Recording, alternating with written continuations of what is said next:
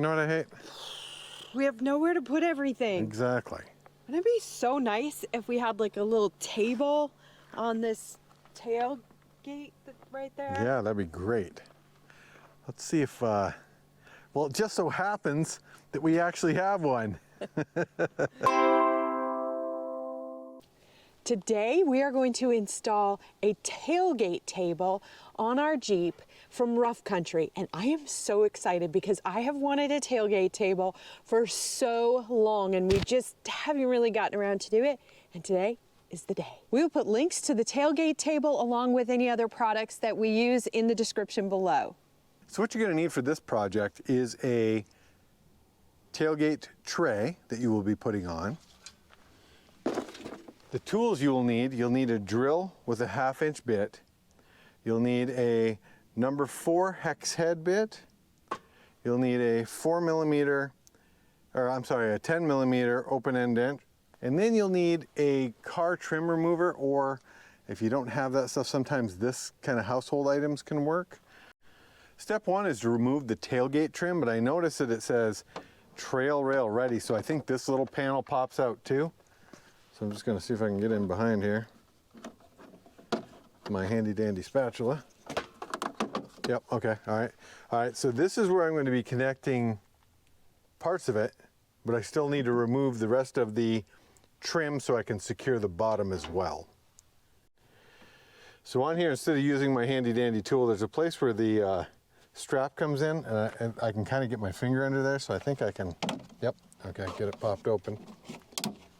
And then there's just these clips that are all around the outer edge. So the areas that I need to connect in, I'm gonna actually set the thing up here, but I think it's gonna be here.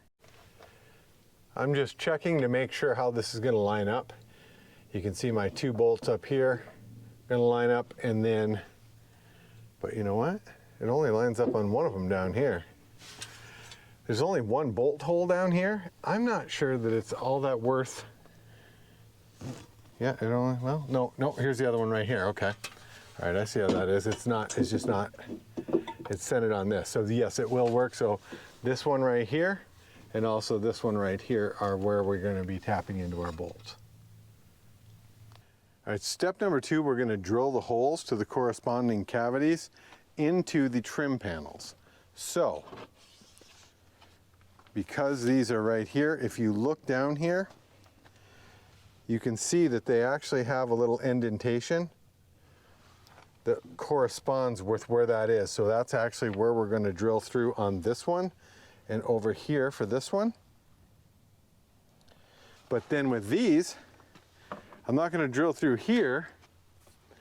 I'm going to drill through on this one, and these have the actual kind of like a built-in spacer almost in there as well.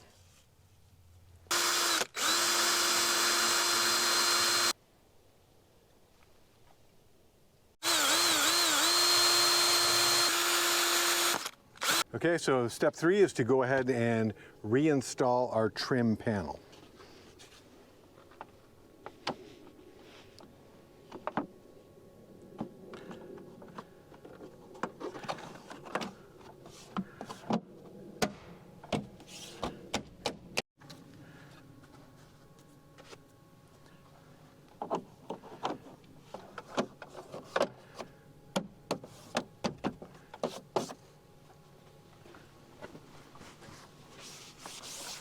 Here's the hardware that comes with it. These actually are not used for this particular application. The longer ones are used for this particular application. So according to the directions, they want you to hook the top up first and then put it on, and then take this shelf apart and put these in, the bolts on the bottom next.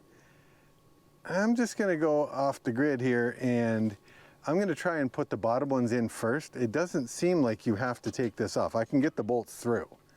So I'm gonna have my lovely helper hold it up, and I'm just gonna try to get them started by hand and see if I can do it without actually having to take the whole nother step and take this whole thing apart.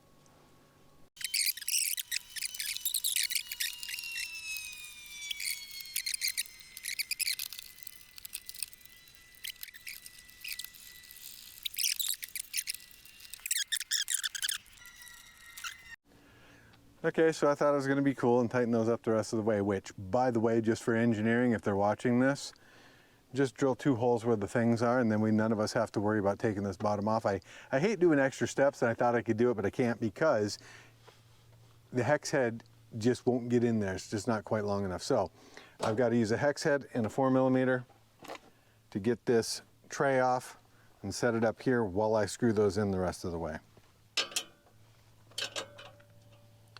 And you know what? They lied. It is not a 4mm. I think it's a 12. Okay, so it's a 12mm, not a 10mm. I kept saying 4. It's a number 4. What do you call it instead? Allen wrench.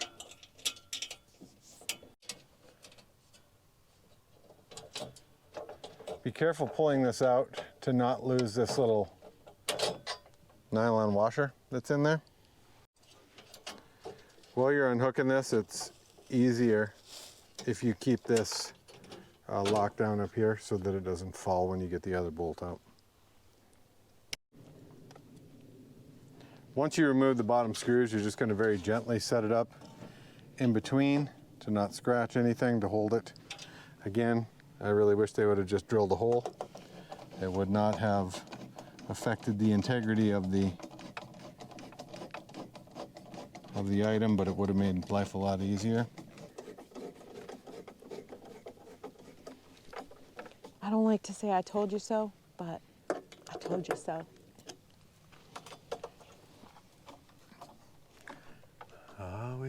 Always watching. She's always watching. As we go to put this back on, we want to hook the little hooks up top so it'll hold it for us.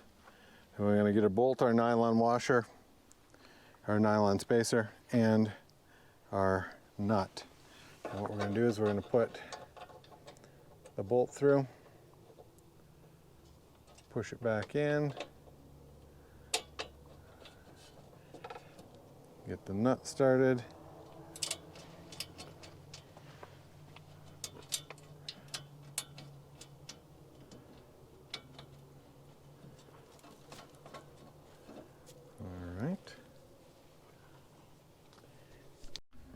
So I wasn't even looking at the directions as I was putting the top bolts in, and there's this actual thing called the snubber. It's a little round piece that has that go in there. And I knew there was parts that didn't need to be used, but these actually do. So this is pretty easy. You just put it around the top bolt. You get it started. We get the actual screwdriver to do it with.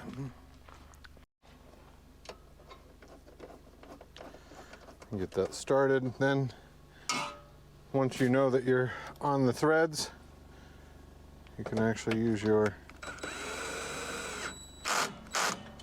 drill to do that. Take this one out the rest of the way.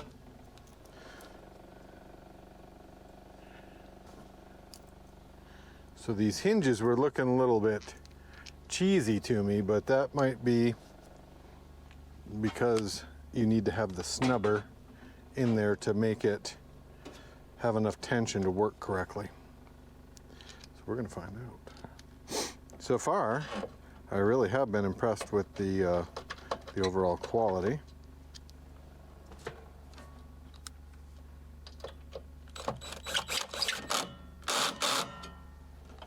All right, so we're going to put our little rubber snubber pieces in there. All right, so now we're going to try this. So I'm thinking this is going to work a lot better. Oh yeah, much better. I was thinking these things were cheesy and they were not going to work, and I was going to have to redesign this and do all kinds of stuff. No, that's very good.